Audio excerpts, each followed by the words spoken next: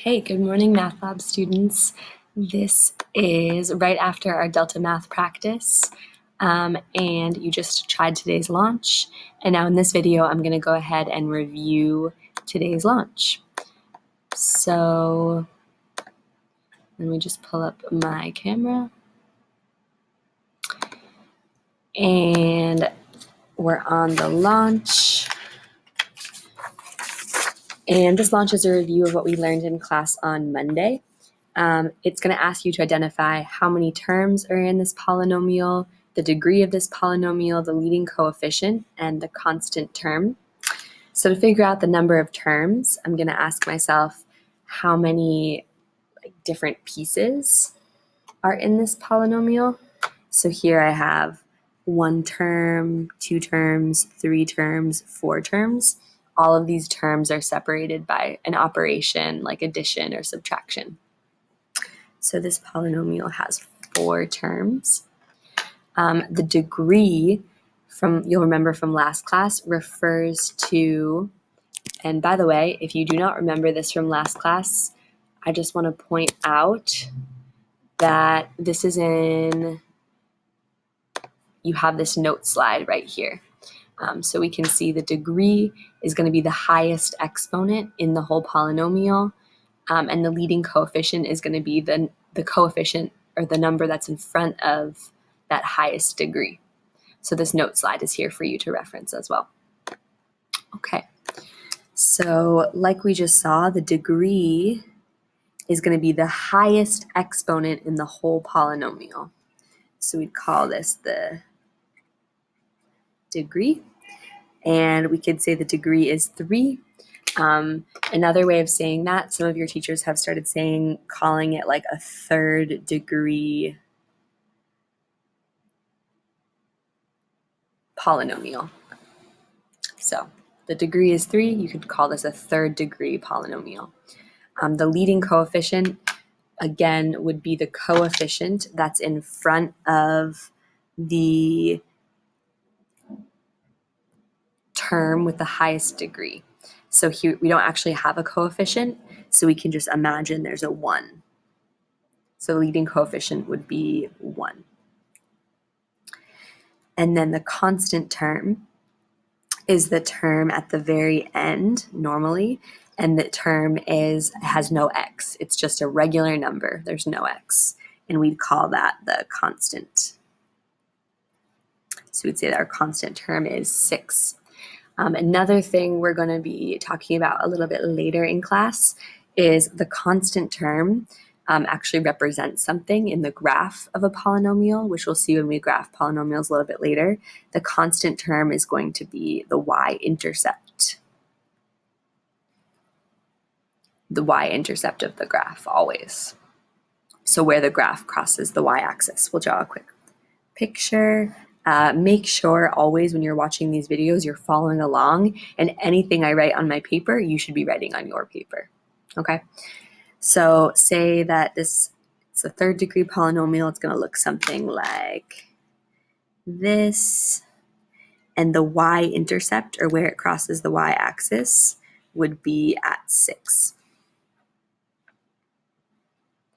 So constant term is also going to represent the y-intercept, which in this case is 6. Okay, let's do one more together. I want you to pause the video here, try this on your own if you didn't do it during the launch, and then check your work. That's going to be a lot better for your learning process. Okay, number of terms in this: 1, 2, 3. 3 terms. The highest degree in this case is actually just 2. So we'd say the degree is 2, or it's a 2nd degree polynomial.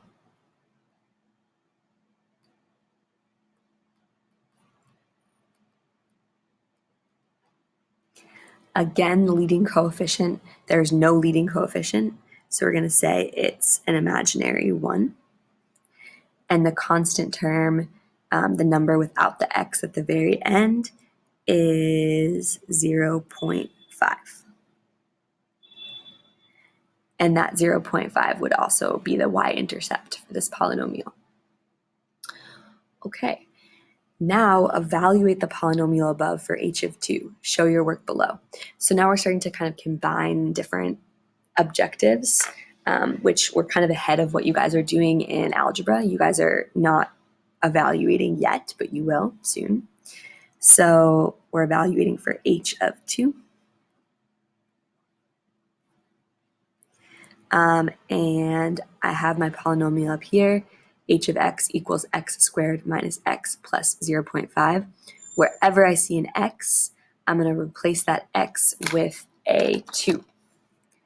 So I'm replacing my x with a 2.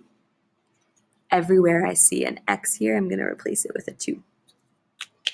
So I'm going to start off with x squared. So I'm going to plug in my 2, so it becomes 2 squared.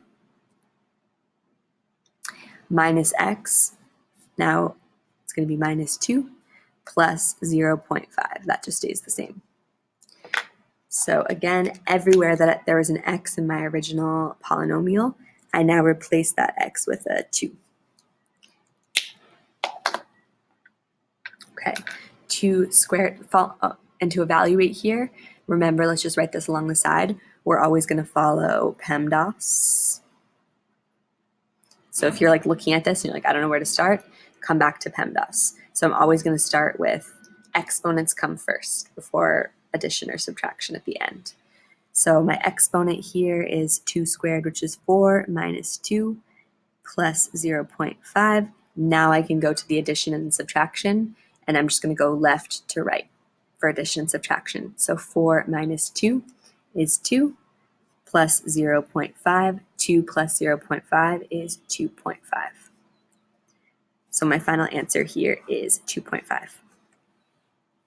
Okay, what I would like you to do now is go to the next part of your launch.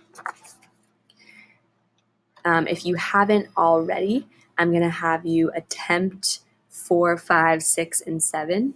Again, you're going to be doing the same thing we just were doing, identifying, classifying the terms degree, leading coefficient, and constant term. And then you're going to be evaluating by plugging in 2 for x. Students, this is just a reminder to check to make sure that you have your Chrome today and your Chrome is fully charged. If it is not, please come down to the atrium to see Ms. Cohn before 8:30. Thank you. Okay, sorry about that. Then what you are going to move on to is your poster.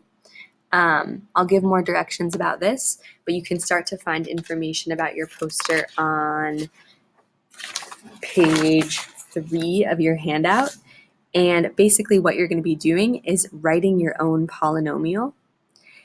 And then you're going to be telling me all that same information. How many terms are there? What's the degree? What's the leading term? What's the constant term? And then you're going to choose an input to plug in. So we've been choosing 2 to plug in. You can plug in anything. You're going to be evaluating it. And then you're going to be using Desmos to graph that polynomial.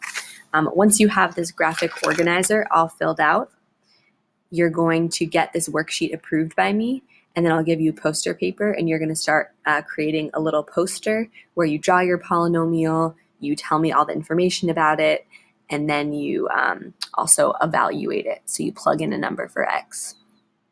Okay, so that is what I would like you to do next. For now, again, if you haven't, you're working on 4, 5, 6, and 7. We're going to review these whole class and do your best.